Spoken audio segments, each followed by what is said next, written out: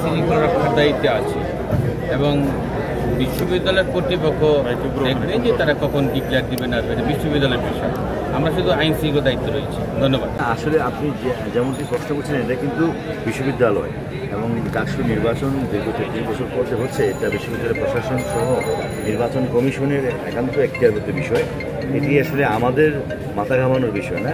আমরা মূলত এখানে আছি যে বহিরাগত কোনো অনুপ্রবেশকারী বা যার এখানে ছাত্রত্ব নেই অথবা যিনি এখানকার অথরিটি না, ওনারা যেন প্রবেশ করতে না পারে এবং কোনো ধরনের কোনো অস্থিতিশীল পরিবেশ সৃষ্টি না করতে পারে, আমরা সেটি দেখভাল করছি। আর ভোট ফলাফল এটা পুরো বিষয়টাই কিন্তু বিশ্ববিদ্যালয় প্রশাসনের, নির্বাচন কমিশনের, এটা ওনাদের বিষয়ে। আমরা কিন্তু জাস্ট এখানে আমাদের নিরাপত্তার বিষয়টা দেখতেছি যে এখানকার কেউ যেন বিশ্ববিদ্যালয় প্রশাসন বা আপনারাও যারা আছেন, আপনাদেরও নিরাপত্তা বিষয় আছে, কেউ যেন আপনাদের সাথে কেউ অন্য ধরনের অস্থিতিশীল পরিবেশ সৃষ্টি করে বা আপনাদের নিরাপত্তা বিঘ্নিত না করতে পারে, আমরা এটা দেখভাল করছি। আর ফলাফল এবং নির্বাচনের বিষয়টি একেবারেই বিশ্ববিদ্যালয় প্রশাসনের বিষয়। এই বিষয়ে আমাদের কোনো সিদ্ধান্ত না, এটা ওনাদের বিষয়। ওনারা সিদ্ধান্ত, ওনারা যখন ফলাফল ঘোষণা করবে এটা ওনাদের একান্ত বিষয়। আমরা প্রতিনিয়ত ওনাদের সাথে কথা বলতেছি। এখানকার যিনি নির্বাচন কমিশনার মহোদয় আছেন, প্রক্টর মহোদয় আছেন, ওনারা তো ওনাদের কার্যক্রম চালিয়ে যাচ্ছে। আর ভিতরের পরিবেশ এখন পর্যন্ত সুন্দর আছে।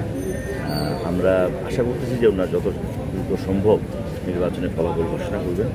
ফলাফল ঘোষণা হওয়ার পর আমরা তো আছি, আপনারাও আছেন, একসাথে কাজ করতেছি একসাথে। ইনশাল্লাহ দেখি ফলাফল ঘোষণা হোক, তারপরে আবার কথা বলবো। আনিস ভাই, কালকে দুপুর থেকে ক্যাম্পাসের আশেপাশে হচ্ছে যে বিভিন্ন জায়গায় হচ্ছে যে অনেক বিভিন্ন দলের অনেক নেতাকর্মী জড়ো হয়েছে, এটা কোনো ধরনের নিরাপত্তার আশঙ্কা?